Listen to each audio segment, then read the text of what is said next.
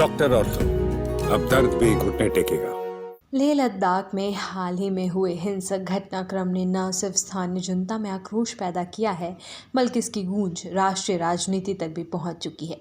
बुधवार को हुई हिंसा के बाद जम्मू कश्मीर के पूर्व मुख्यमंत्री और नेशनल कॉन्फ्रेंस के प्रमुख डॉक्टर फारूक अब्दुल्ला ने इस घटना की कड़ी निंदा की है। उन्होंने केंद्र सरकार से संवेदनशील मुद्दे पर तत्काल संवाद स्थापित करने और स्थिति को शांतिपूर्ण ढंग से सुलझाने की अपील की है। फारूक अब्दुल्ला ने सरकार पर गंभीर आरोप लगाते हुए कहा कि वो ना तो लद्दाख के युवाओं की मांगों को सुन रही है और ना ही जम्मू कश्मीर से किए गए वादों को पूरा कर रही है। अब्दुल्ला ने साफ तौर पर कहा कि समय टाल मटोल का नहीं, बल्कि भरोसा कायम करने और समस्याओं का हल निकालने का है। उन्होंने कहा, हमने सुना था कि जम्मू कश्मीर को फिर से राज्य का दर्जा मिलेगा, लेकिन 11 महीने बीत चुके हैं और कुछ भी नहीं हुआ है। अब लद्दाख के युवा भी इसी तरह खुद को ठगा महसूस कर रहे हैं। पूर्व मुख्यमंत्री ने इस बात पर भी जोर दिया कि लेह लद्दाख की हालिया हिंसा में किसी भी विदेशी ताकत का हाथ नहीं है।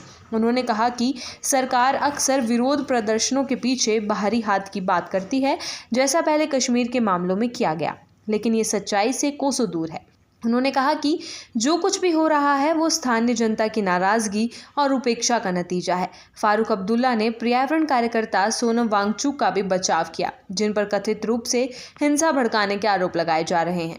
उन्होंने कहा, वांगचुक ने कभी गांधी जी के रास्ते से हटकर कोई काम नहीं किया। उन्हें इस हिंसा से जोड़ना पूरी तरह गलत है।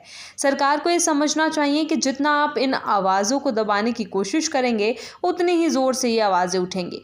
गुब्बारा एक न एक दिन फटेगा। उन्होंने आगे कहा कि प्रदर्शन अचानक नहीं हुआ, बल्कि इसकी पृष्ठभूमि में 5 वर्षों की लंबी उपेक्षा है। लेह के युवा बीते 14 दिनों से लगातार विरोध प्रदर्शन कर रहे थे। वे शांतिपूर्ण गांधीवादी तरीके से अपनी मांगें रख रहे थे, लेकिन जब उनकी बातें नहीं सुनी गई और रोजगार से जुड़ी उम्मीदें टूट गई, तो कुछ गुटों ने उग्र रूप अपनाया। इस दौरान 2 प्रदर्शनकारी गंभीर रूप से घायल हो गए, जिन्हें अस्पताल में भर्ती करवाना पड़ा। फारूक अब्दुल्ला ने केंद्र सरकार को नसीहत देते हुए कहा कि आप ताकत के दम पर लोगों की आवाज़ नहीं दबा सकते। समस्या का समाधान संवाद से ही निकलता है। युवाओं की नाराजगी को समझिए और उनकी बातों को गंभीरता से लीजिए। उनके सपनों और उम्मीदों के साथ खिलवाड़ मत कीजिए।